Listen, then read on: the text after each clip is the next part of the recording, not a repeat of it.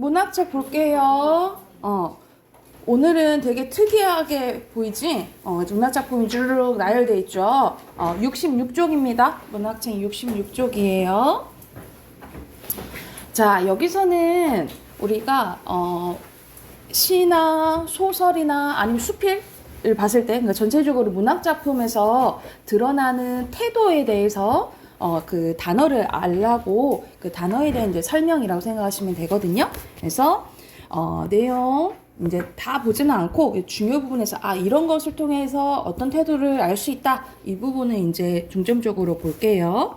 자, 첫 번째 경외감, 또 같은 말로 외경심 이런데 거의 이제 외경심보다는 이제 경외감이라는 단어를 많이 쓰는데 공경하면서도 두려워하는 감정이라고 생각을 하시면 돼요. 그래서 여기서는 내 마음속 우리 님의 고운 눈썹을 즈문 밤에 꿈으로 맑게 씻어서 하늘에다 옮겨 심어놨더니 동지 섰다 나르는 무서운 새가 그걸 알고 신용하며 비껴간다 라고 나와 있는데, 그래서 여기서는 우리 님은 그냥 사랑하는 님이 아니라 약간 절대적인 존재 있죠.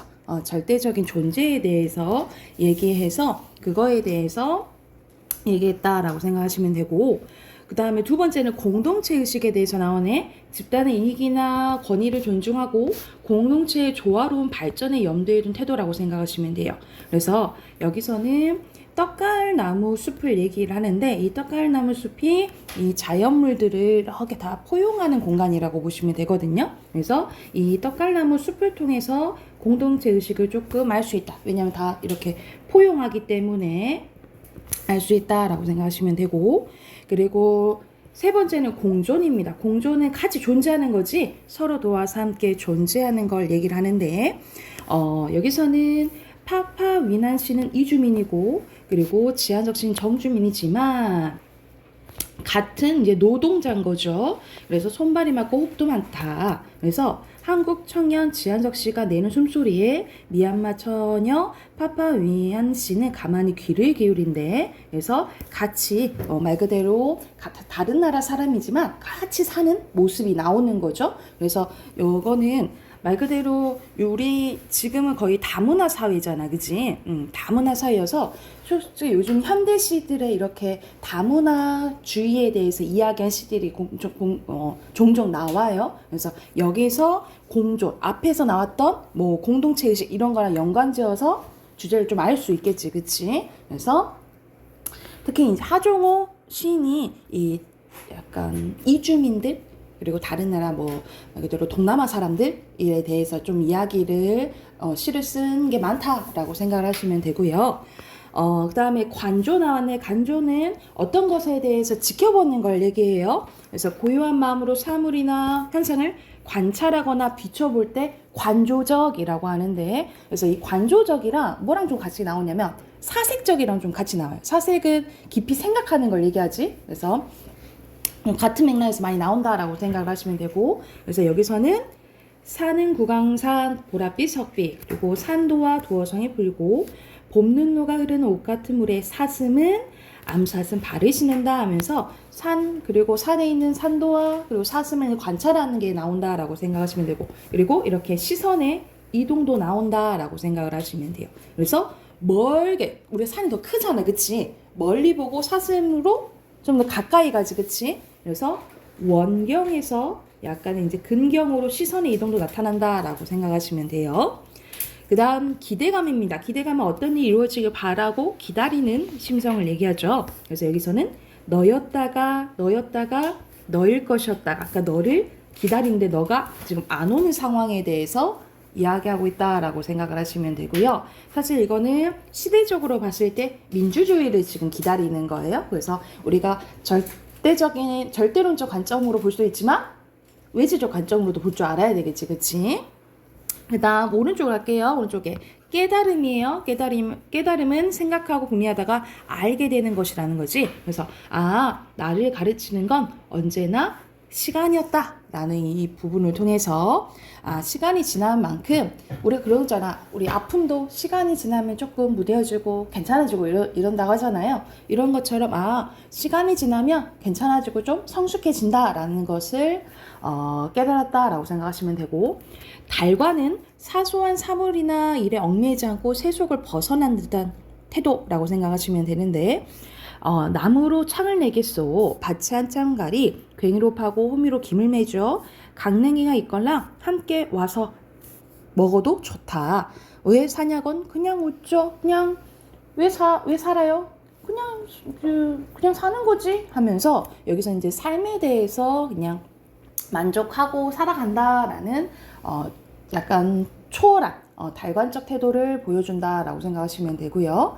자, 동경은 어떤 것을 그리워하고 그걸 바라는 걸 얘기를 해요. 그래서 여기서는 화자를 춘향이로 잡아서 향단아 그네줄을 밀어라. 나 저기로 가고 싶은데 조금 밀어줘라 하면서 바라는, 자기가 가고 싶은 것에 대해서 얘기하는 부분이라고 생각하시면 되고요. 그리고 근데 우리 여기서는 그네로 보는데 그네의 속성은 뭐야? 올라가지만 다시 내려가죠. 그렇죠? 그래서 결국 갈 수 없는 것에 대한 열망이 드러난다라고 생각하시면 됩니다. 그리고 동질감은 성질이 서로 비슷하거나 익숙해서 잘 맞는 느낌을 얘기를 해요. 그래서 그가 누웠던 자리에 누워본다 하면서 누워보면서 같이 그 심정을 느껴보고 싶어 하는 부분이 나와 있다라고 생각하시면 되고, 그 다음 10번째는 동화네요. 동화는 다른 것들을 서로 같게 하는 거라고 생각을 하시면 됩니다. 그래서 여기서는 나무 등걸에 앉아 하늘을 본다. 하늘이 깊이 숨을 들이켜 나를 들이마신대. 나는 가볍게 오늘 밤에 이 떡갈나무 숲을 온통 차지해버리는 별이 된 것 같아. 그래서 여기서는 떡갈나무와 동화된, 하나가 된 모습을 보여주는 거예요. 그래서 여기서는 특히 나가 자연과 하나가 되는 거잖아요. 그치? 우리가 자연과 하나가 되는 것을 사자성어로 뭐라 할까? 자연물과 내가 하나가 되는 거야. 그렇지. 여기서는 무라일체가 드러난다라고 보시면 되겠죠. 자, 맞춰놓고 놀라겠어. 자, 그 다음에 67쪽 갈게요. 67쪽은 만족감이 드러나는 건데, 조금도 모자람이 없을 정도로 넉넉하고 마음이 흡족하는 거예요. 오늘도 잘 살았다 하고 오늘을 잘 보낸 것에 대한 만족감이 드러나는 시고요. 그리고 설득은 상대편이 이쪽의 이야기를 따르도록 깨우쳐서 말하는 거야. 그래서 그 까치바 따지 말아라 하면서 뭐뭐 해라 라는 명령이 들어가면 시키는 거니까, 그치? 설득이 드러난다 라고 생각하시면 되겠죠. 그래서 이러한 명령형 어미를 통해서 드러난다 라고 생각하면 되고요. 자, 성찰은 거의 반성이죠. 자기의 마음을 반성하고 살피는 건데, 특히 윤동주 시인이 성찰적 시를 많이 썼다 그랬지, 그치? 왜냐하면 시대가 이런데 일제강점기인데 할 수 있는 건 시 쓰는 것밖에 없는 것에 대해서 되게 부끄러워하고 반성하는 시를 많이 썼다라고 보시면 됩니다. 그래서 이런 부끄럽단 말 아예 지속적으로 많이 쓰죠. 그래서 여기서 성찰적, 반성적 태도를 알 수가 있고요. 성취감은 목적한 바를 이루었다는 느낌을 봅니다. 그래서 여기서는 제목이 첫사랑인데, 이 자연현상을 통해서 이제 사랑 이야기를 하는데요.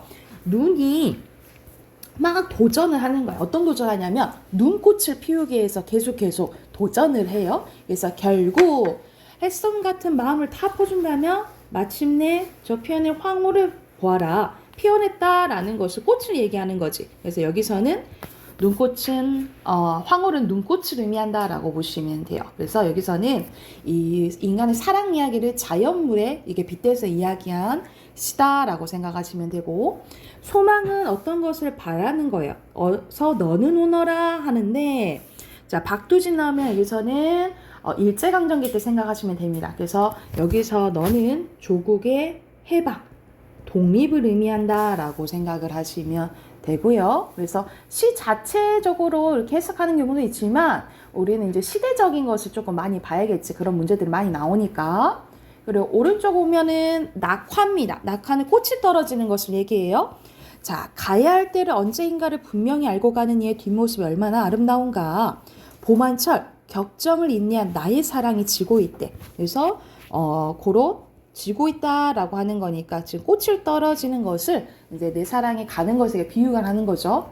분분한 낙하, 결별이 이룩하는 축복에 쌓여서 이게 대표적인 역설법으로 많이 나오는 부분이죠, 그렇죠? 우리가 헤어지는 거잖아. 헤어지는 거 원래 슬픈 거지, 그렇지? 근데 헤어진 결별이 축복을 만든대. 라고 얘기하는 거야. 그래서 지금은 가야 할 때래. 그러니까는 우리가 왜 헤어진 게 축복적이지?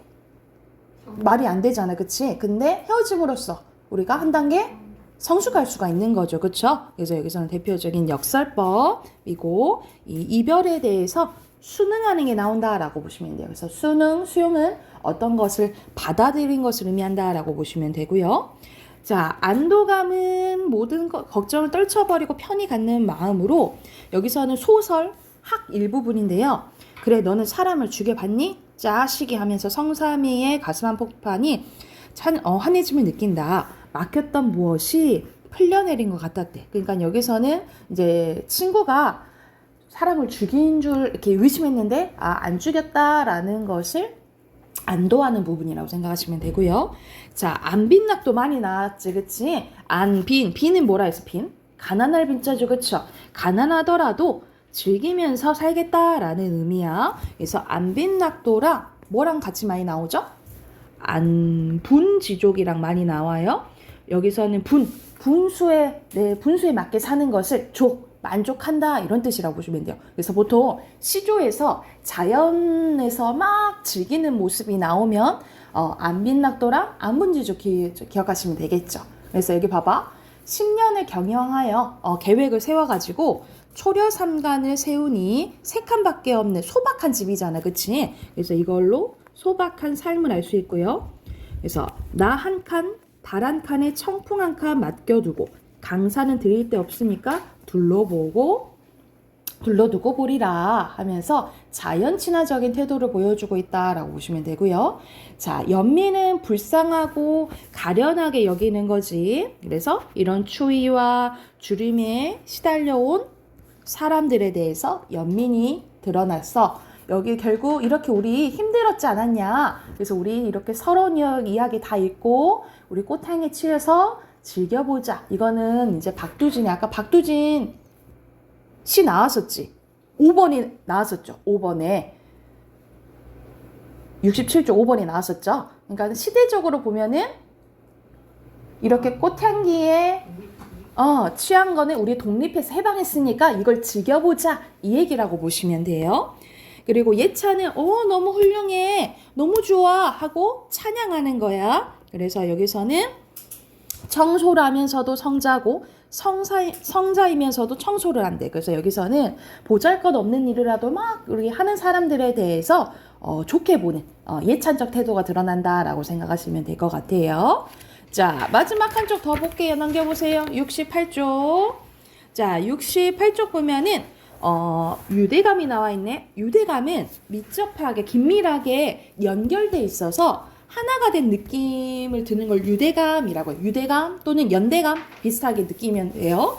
그래서 여기서는 못난 놈들은 서로 얼굴만 봐도 흥겹다. 이발소에서 서서 참이를 갖고 목로에 앉아 막걸리를 들이켜면 모두들 한결같이 친구 같은 얼굴이에요. 그래서 똑같이 이제 어울리는 이제 모습이 나와 있는 거죠.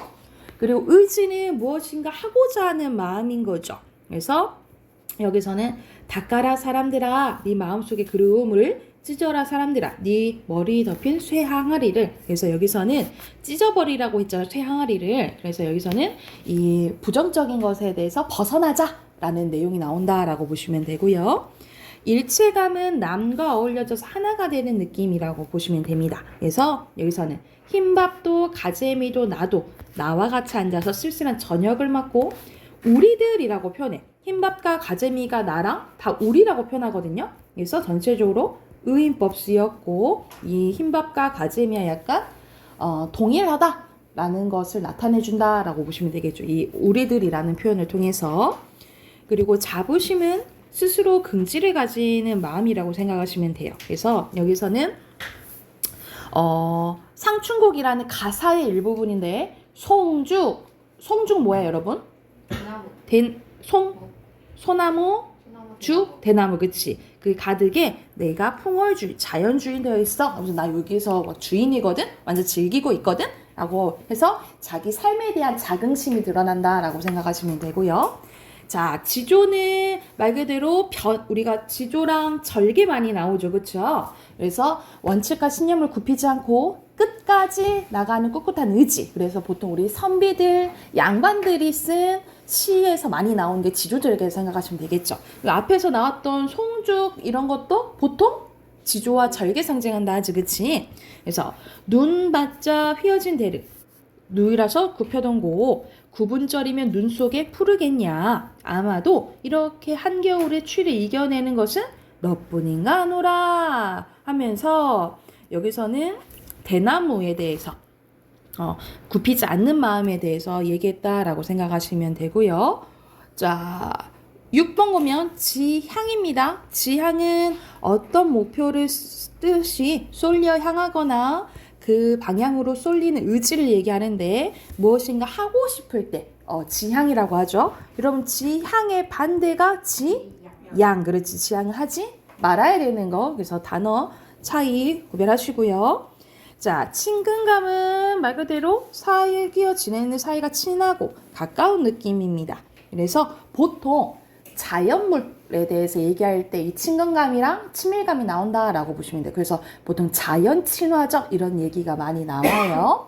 그래서 여기서는 산 얘기가 나오죠. 그치? 그래서 말 그대로 자연을 지향하고 친화적인 태도를 보이고 있다라고 생각하시면 되고요.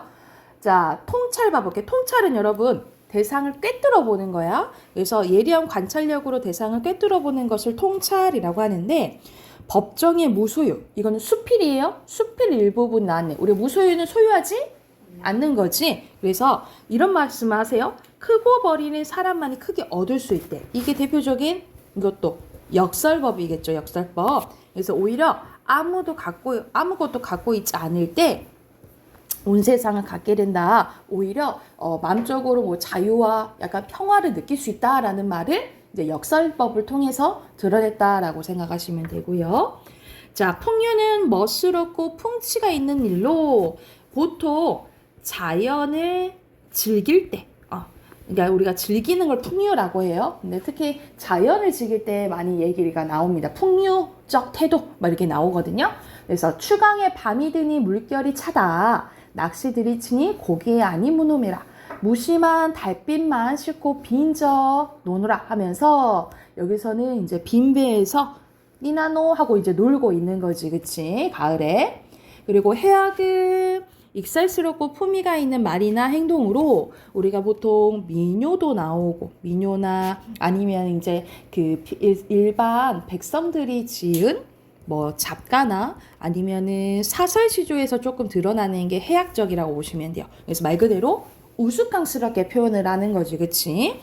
그래서 여기서는 이제 말장난치면서 나온 민요 중에 하나다라고 생각을 하시면 될 것 같아요. 그래서 여기서는 다 긍정적인 태도, 긍정적인 말에 대해서 나온 거거든요. 그래서 여기 참고하시면서 숙제해 오셔야겠죠? 69쪽부터 73쪽까지 숙제 체크, 73쪽까지 숙제 체크하세요. 크게 접어놔. 또 안 봤다고 하지 말고 크게 접어놓고 꼭 해오시고요.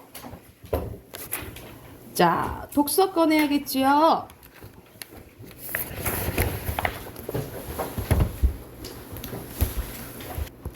자, 50쪽입니다. 50쪽 보세요.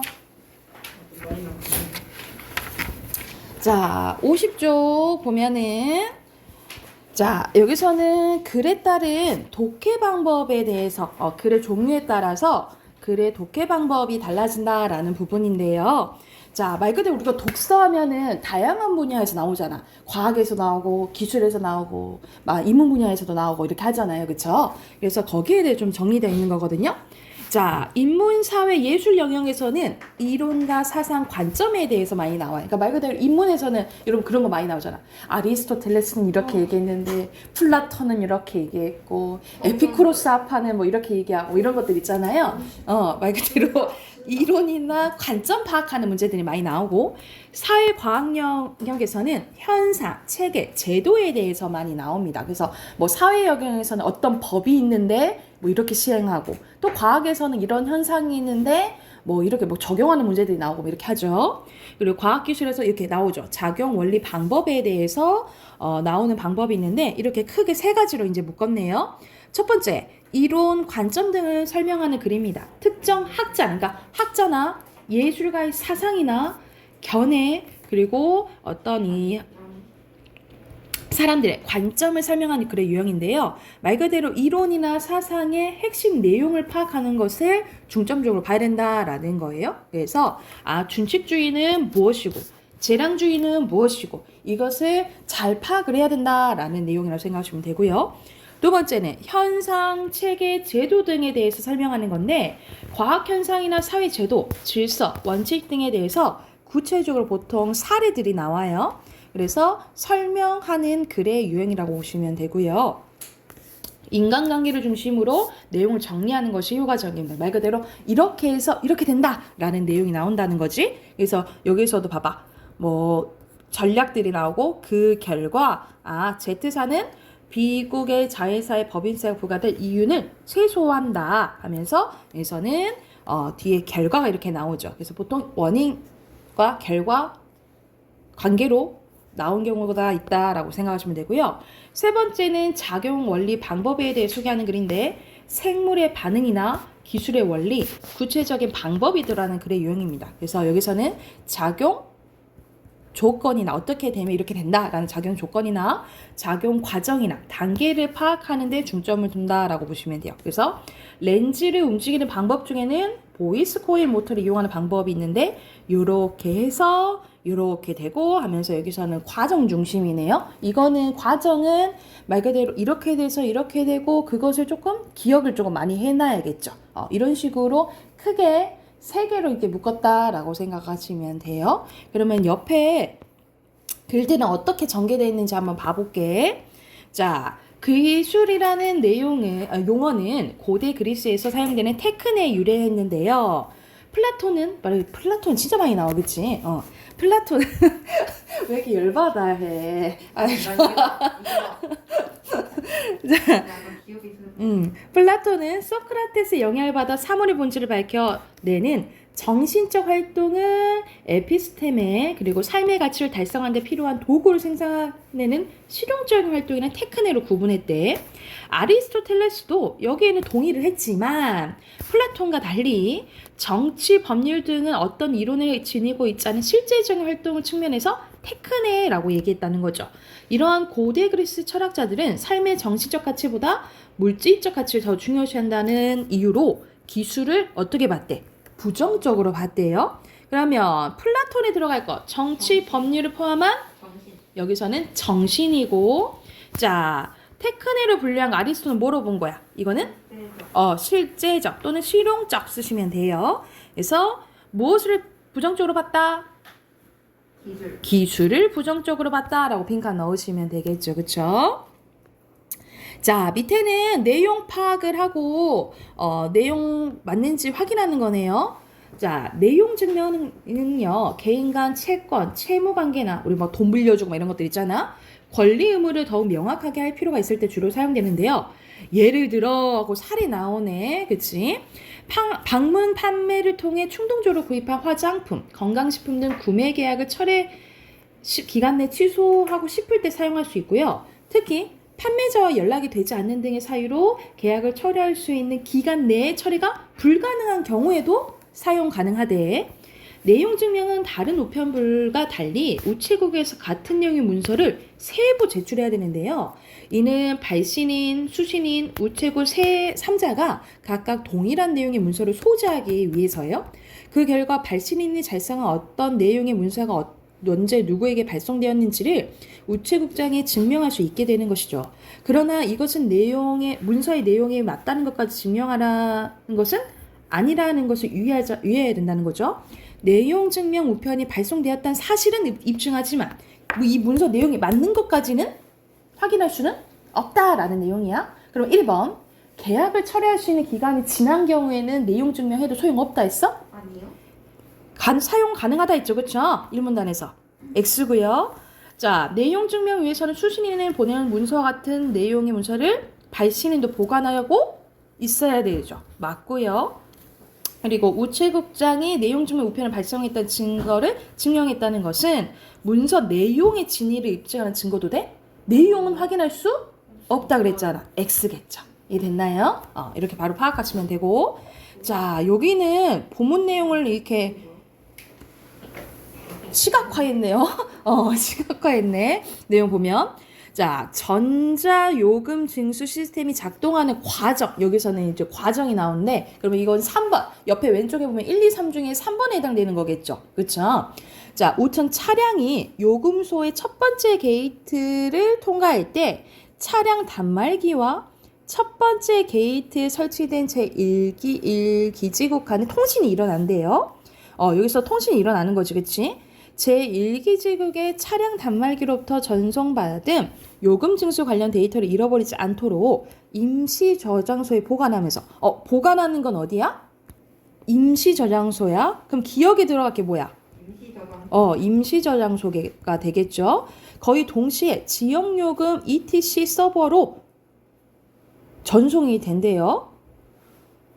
그러면 니은이 뭐 해야 되겠어? 바로 보내요. 그치? 지역 요금소 ETC 서버가 되겠죠. 니은이. 지역 요금소 ETC 서버는 이 데이터를 분석한 후 도로공사 요금 정산센터의 서버로 전송을 해서 어디로 가는 거야? 그러면 디귿이 도로공사 뭐가 되겠어요? 요금 정산센터의 서버가 되겠죠. 여기로 전송을 해서 도로공사 요금 정산센터의 서버가 징수할 요금에 관한 데이터를 찾도록 요청한다라고 생각하시면 되겠죠. 그래서 순서대로 기억의 임시 저장소, 그리고 니은의 지역 요금소 ETC 서버, 그리고 디귿의 도로공사 요금 정산센터의 서버 이렇게 쓰면 되겠지. 이런 게 너무 싫어요. 인문이 좋아요. 그런데 이제 이거를 너무 싫어. 이렇게 딱 차이가 나잖아. 그래서 자기 취약 부분을 더 해야 돼. 안 해서는 안 돼요. 더 해야 돼요. 인문을 할 때마다 맞은 적이 거의 없어요. 그래서 좀 너 그러면 인문 부분을 많이 풀어야 돼. 그러면 인문 부분. 특히 이런 학자 이야기, 플라톤 이야기나 어떤 학자 이야기는 거의 하나씩 나와요. 춘자, 막 맹자, 뭐 그런 거는 거의 하나씩 나와. 인문 분야는. 제일 많이 풀었는데 제일 취약해요. 많이 풀어야 돼. 자, 뒤로 넘겨서 여기서는 봐봐. 여기서는 아리스토텔레스의 목적론 나오거든요. 내용 풀어볼게요. 52쪽부터 53쪽까지 문제 풀고 답 확인해 볼게요. 자, 같이 한번 봐봅시다. 1번 보면은 목적론의 개념이 요약적으로 설명된 문장은 모든부터 여기죠. 그러니까는 문장의 첫 어절과 끝 어절이니까 아리스토텔레스는 거기부터예요? 제시한다. 문장이 첫 번째 부분이잖아. 아리스토텔레스는 제시한다 이렇게 쓰면 되겠죠. 그리고 여기서 이 문단에서는 이 아리스토텔레스의 목적론을 다 비판한 철학자들이거든요. 그래서 순서대로 이건 누구야? 베이컨. 여기가 베이컨. 그 다음에 스피노자, 갈릴레이고요. 그리고 근대 철학자들이 비판한 현대 철학자는 볼로틴. 그 다음에 우드필드고요. 자, 여기서는 엠페도클레스가 주장한 환원론은 어디 있냐면 아리스토텔레스가 엠페도클레스를 비판했다 했어. 반박했다 했어. 왜? 뭐라 했냐면 엠페도클레스는 자연물의 물질적 구성 요소를 알면 그것의 본성을 모두 설명할 수 있다라고 본 거야. 근데 아리스토텔레스는 아니 뭐 구성 요소 우리가 예를 들어서 우리가 어떻게 이루어져 있는지 알면 그 구성 요소 알면 우리에 대해서 다 알 수 있다 이 소리야. 근데 아리스토텔레스는 아니 더 있거든. 이런 구성 요소 말고도 더 이루는 게 더 있거든. 다 알 수 없어. 이렇게 얘기했다는 거죠. 그리고 오문단에서는 목적론의 무엇에 대해서 얘기하고 있냐면 맞아요. 아리스토텔레스의 목적론이 지닌 의의에 대해서 얘기했다라고 보시면 그렇게 써도 돼요. 됐나요? 자, 그러면 1번에 여기서는 먼저 아리스토텔레스의 목적론 나오고 거기에 대해 반박하고 또 반박하고 그 마지막에 아리스토텔레스의 의 나오지? 5번이고요. 그리고 2번에 이 목적론을 비판했잖아. 누가? 2번. 갈릴레이랑 우드필드가 2번이고요. 그리고 3번에 여기 적절한 거 이거는 1문단 참고하시면 되거든요.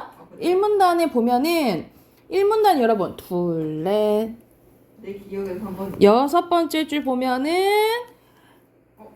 목적을 실현한 능력도 타고난다 했어. 그치? 그래서 3번이고요.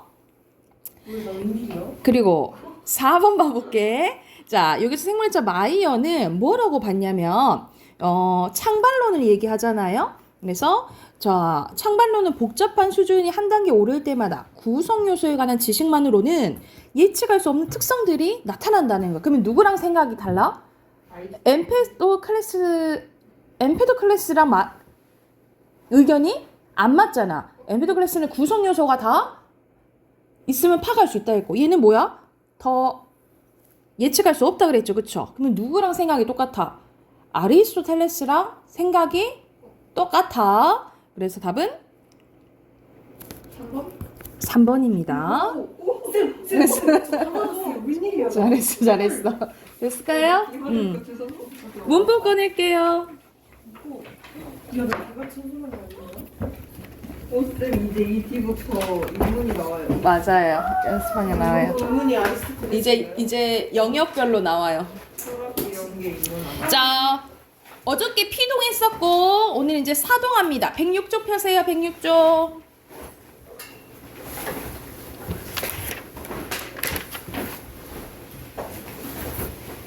우리 어저께 배웠던 건 피동이었어. 피동은 뭐 하는 거라 했어? 내가. 당하는 거. 그렇지. 당하는 거고 오늘은 사동할 건데 사동은 이것도 내가 하는 게 아니야. 내가 시키는 거라고 보시면 돼요. 사동은 뭐?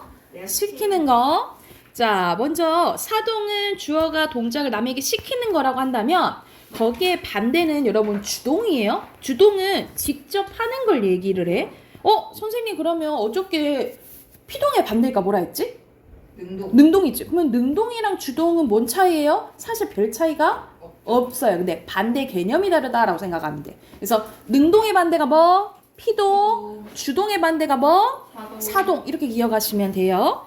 자, 우리 어저께 능동문을 피동문을 바꾸는 것처럼 여기서도 주동문을 사동문으로 바꾸는 게 중요한데 이건 두 가지로 나눠줄 수 있어요. 왜 두 가지로 나눠지냐면 주동문에 목적어가 있냐 없냐에 따라 달라져. 자, 먼저 목적어가 없으면 사동문을 만들 때는 뭐가 필요하냐면 새로운 주어가 필요해. 왜냐면 시키는 새로운 주어가 필요해. 그래서 첫 번째 새로운 주어를 추가를 하고요. 그리고 주동문의 주어가 여기서는 뭐로 갔어? 목적어로 갔죠. 사동문의 목적어로 가고요. 만약 주동문의 목적어가 있으면 주동문의 주어가 뭐로 가? 부사어로 바뀌어요. 그래서 우리 어저께 떠올려봐. 어저께 능동문은 주어는 피동문의 부사어로 무조건 부사어로 바뀌었거든요.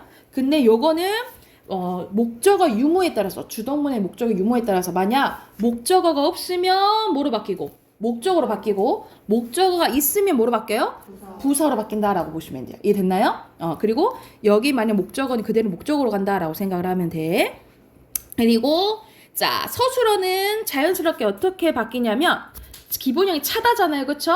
그래서 채우다가 되는 거야. 채우었다. 그래서 사동전미사 뭐가 들어갔어? 우가 들어갔고 여기는 희가 들어갔네요. 그래서 자, 피동전미사가 있는 것처럼 사동전미사가 있는데 사동전미사에는 이희리기에다가 우구추가 추가됩니다. 자, 사동전미사에 뭐가 있어? 이희리기에다가 우구추가 더 추가돼요. 그래서 이렇게 사동전미사가 붙으면 파생적 사동이라고 합니다. 파생적 사동 또는 시키다가 붙어도 파생적 사동이에요. 그리고 뭐뭐하게 하다가 붙으면 통사적 사동입니다. 다시 사동전미사 이히리기 우구추나 시키다가 붙으면 무슨 사동? 파생적 사동. 뭐뭐하게 하다가 붙으면 무슨 사동? 통사적 사동이에요. 자, 근데 여기서 알아야 될 게 여러분 이거 예시를 한번 봐볼게. 자, 어머니가 아이에게 옷을 입힌다. 이건 사동전미사가 사용됐죠. 또는 통사적 사동을 하면 어떻게 하겠어? 입게 한다. 가능하죠. 그쵸? 자, 근데 입힌다랑 입게 한다는 차이점이 있는데 입게 한다는 자, 입게 만드는 거야. 그래서 스스로 아이가 그치 간접 사동의 의미가 있다면 입힌다는 두 가지로 가능해요. 간접도 되지만 어머니가 직접 갈아 입혀줄 수 있는 거지. 그치? 그래서 직접 사동도 해석이 돼요. 그래서 사동전미사가 사용되면 두 가지로 만약에 좀 중의성 있어요. 직접 사동과 간접 사동의 해석이 된다면 입게 한다는 뭐만 된다? 간접 사동만 된다라고 생각하시면 돼요. 이해됐을까요? 그리고 다시 자 주동문을 사동문을 바꿀 때야 자 뭐가 필요해? 새로운 주어 필요하고 자 주동문의 주어는 목적어나 부사어로 바뀌고요. 그리고 서술어는 이히리기 우구추가 붙거나 시키다가 붙으면 무슨 사동? 파생적 사동. 뭐뭐하게 하다가 붙으면 통사적 사동이에요. 자, 여러분, 근데 항상 이제 피동이랑 사동 구별하는 문제가 나오거든요. 근데 맥락상 이거 시키는 거, 이거 당하는 거냐 구별을 잘하면 다행인데 헷갈릴 때가 있어요. 이히리기가 중복되잖아. 피동전미사도 이히리기고 사동전미사도 이히리기잖아. 그치? 이렇게 이히리기가 쓰여서 우구추가 쓰이면 사동이네 하고 알겠잖아요. 근데 이히리기가 쓰이면 헷갈릴 때가 있어. 그럴 때는 뭐뭐하게 하다를 넣어봐요. 뭐뭐하게 하다를 넣어봐서 말이 되면 뭐뭐하게 하다를 넣어봐서 말이 되면 사동이라고 생각하시면 돼요. 아니면 피동이라고 생각하면 되겠죠. 이해됐을까요? 그렇게 구별하시면 되고 그리고 이것도 불필요한 사동이 쓰일 때가 있는데 우리가 그런 말하지. 야, 나 여자 소개시켜줘. 뭐 이런 말 하잖아요. 근데 소개에 그 의미가 다 담겨져 있지. 그래서 시키다를 넣을 필요가 없어요. 그게 불필요한 사동이거든요. 그러면 뭐라 하면 좋을까? 소개해줘. 소개해줘. 이렇게 해야 되고. 야, 좀 주문시켜. 이거보다는 주문해. 주문해줘. 이렇게 해야 되겠죠. 그러니까 불필요한 사동을 쓸 필요가 없다라고 보시면 돼요. 그러면 옆에 문제 바로 풀어볼게요. 풀고 답 확인해 봅시다.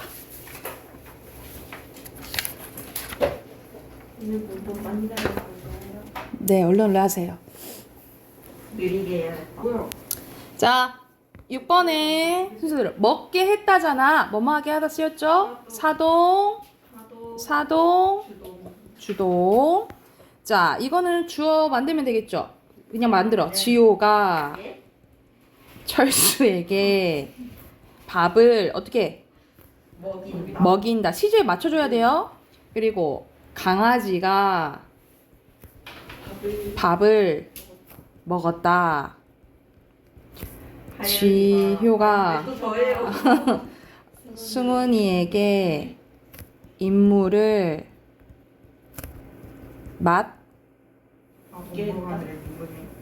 맡겼다. 맞게 했다도 돼요. 근데 여기서는 만약 전미사 넣으면 맡겼다.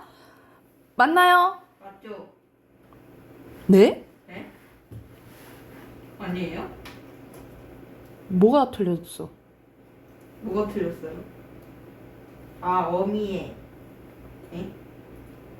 어간에. 주동사 어간에 파생전미사가부터 만들어지는 파생적 사동. 맞는 거 아니에요? 되다 아니고 하다. 사동전미사. 아하. 되다가 아니고 뭐뭐하게 하다. 잘 봐요. 그리고 모두 안 만들죠. 만드는 게 달라요. X예요. 그렇구나. 먹이다, 낮추다, 날리다, 맡기다. 이건 통사적이니까 뭐뭐하게 하다죠? 차게 하다, 하게 하다, 일하게 하다. 아니, 하게 하다 보통 안 쓰지 않아요? 이게 자, 여기서는 아이에게. 그래서 부사어예요. 그리고요, 아이에게 가. 똑같이 부사어죠. 그리고 위에 써 히셨다, 입게 네, 하셨다. 하셨다. 그러면 이거는 파생적 사동이고 두 가지로 해석 가능해요. 그쵸? 이거는 통사적이고 뭐만 된다 했어? 아랫부분. 간접만 된다 했죠. 이해됐나요? 그럼 다음 묘의 몇 번이야? 5번. 5번이죠? 이거는 중의성 없다 그랬어. 이해됐나요? 뒤로 넘겨봐. 나 이거 싫어하네. 자, 부정표현 나와 있거든요. 자, 부정표현은 내용에 따라서 간단하게 선생님 설명을 해주면 안부정문과 못부정문이 있어요. 안부정문, 여러분 안부정문과 못부정문은 그렇게 생각하시면 돼요. 안은 내가 숙제를 안 했어. 지가 안 한 거야. 그치? 의지로. 근데 내가 숙제를 못 했어. 그는 어떤 예를 들어서 내 의지가. 외식을 해서 못 했어요. 아니면은 내가 풀려고 했는데 내 능력이 안 돼가지고 못할 수도 있는 거죠. 그쵸? 그래서 크게 못부정문과 안부정문이 있는데, 자, 안부정문은 뭐라 그러냐면 같은 말 의지부정과 상태부정이라고 하고요. 못부정문은 능력부정이라고 해요. 이 상태부정은 예를 들어서 비가 안 내렸다. 비가 지으지로 안 내린 거야? 그건 아니지. 그럴 때는 엘사처럼 그거 아니라고. 상태부정이라고 보시면 그때는 뭐 무지개가 안 떴다 이럴 때는 상태부정인 거야. 이해됐나요? 그래서 안부정문은 크게 상태부정과 의지부정으로 나뉘어지고 못부정문은 능력부정이에요. 그리고 형식에 따라서 부정부사 안, 못 쓰면 짧은 부정문이라고 하고요. 뒤로 서술어로 뭐뭐하지 않다, 뭐뭐하지 못하더라면 긴 부정문이라고 보시면 됩니다. 그리고 추가적으로 알아둬야 될 게 여기 별표. 자, 명령문이랑 청유문에는 안부정문, 못부정문이 쓰이지 않아요. 대신 말다가 쓰이는데 뭐뭐하지 마라. 명령문에는. 청유문에는 뭐뭐하지 말자라는 말다 부정문이 쓰인다라고 보시면 돼요. 말다 부정문이야. 그래서 부정 표현은 크게 안부정문, 못부정문, 그리고 말다 부정문이 있고요. 여긴 좀 특이한 게 있어. 이건 좀 너네들이 보면 어이가 없을 건데 부정 표현의 중의성이야. 자, 부정 표현은 선어가 꽃을 안 샀다가 중의성이 있다는 거지. 뭐가 중의성이 있어요? 그러니까는 예를 들어서 자, 샀다를 부정하면은 자, 안 사고 다른 것을 샀다 이렇게 보시면 되고요. 선아가 꽃을 부정한다고 하면은 지금 바뀌지 않았어? 내가 다른 거 말했지. 그러니까는 여기서는 안 샀다는 것을 그냥 사지 않고 보기만 했다 이건 거고, 자, 꽃을 부정하면 꽃이 아닌 다른 거 샀다 이 말이고, 선아를 부정하면 선아가 아닌 다른 사람이 샀다 이렇게 보면 된다는 거죠. 그래서 이것을 중의성 없애주려면 보통 보조사를 좀 넣어주면 돼요. 그래서 선아는 꽃을 안 샀다, 선아가 꽃은 안 샀다, 선아가 꽃을 사지는 않았다. 이러면 좀 중의성이 해소된다라고 생각하시면 될 것 같아요. 그러면 여기 참고하시면서 선생님이 이것도 숙제 109쪽부터 이런 숙제 체크, 오늘 숙제 2가지 있어. 113쪽 체크, 113쪽. 그래서 아까 뭐 있었어? 문학 숙제 있었죠? 너 체크했어? 가는 건 아주 선수야. 문법 숙제랑 단어 해오세요. 아셨죠?